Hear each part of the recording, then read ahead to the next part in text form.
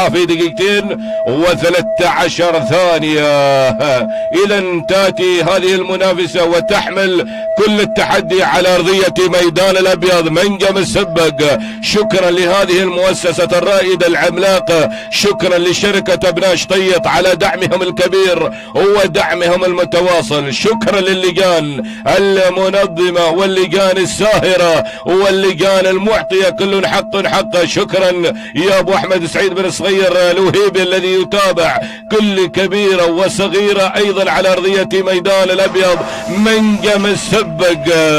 اذا بسم الله وعلى بركة الله تعلن هذه الاندفاع كما يعلن هذا الانطلاق، كما تاتي هذه المنافسة مع هذه الاعداد ايضا المميزة. شكرا يا ايضا حمود بن محمد الغفيلي ايضا الذي ياتي عبر سناب شات لتواصله ونقله دائما ابو محمد المميز.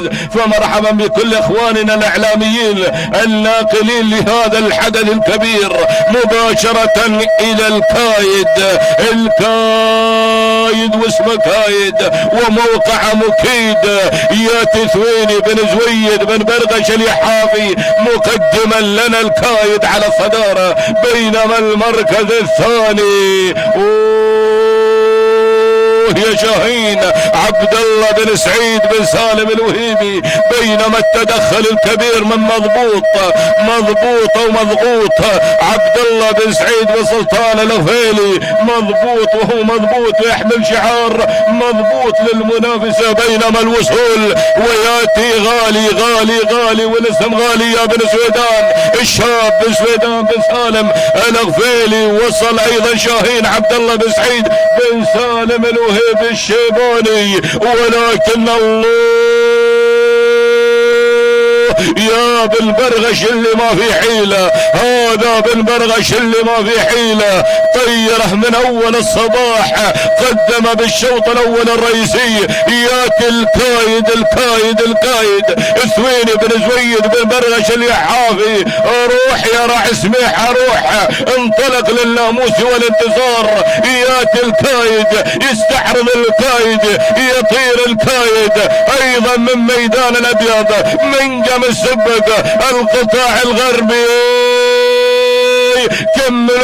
كملوها بالاشواط الرئيسية والنواميس والانتصار كما كان ايضا مع مصلح الابكار. ياتي بن برغش مقدما شوط القعدان، وياتي الكايد ياتي ويتقدم بهذا الفوز والانتصار. الكايد ثويني بن زويد بن برغش اليحافي المركز الثاني والثالث والرابع والخامس الى لجنة الخط والنهاية والمعذرة والتناقض.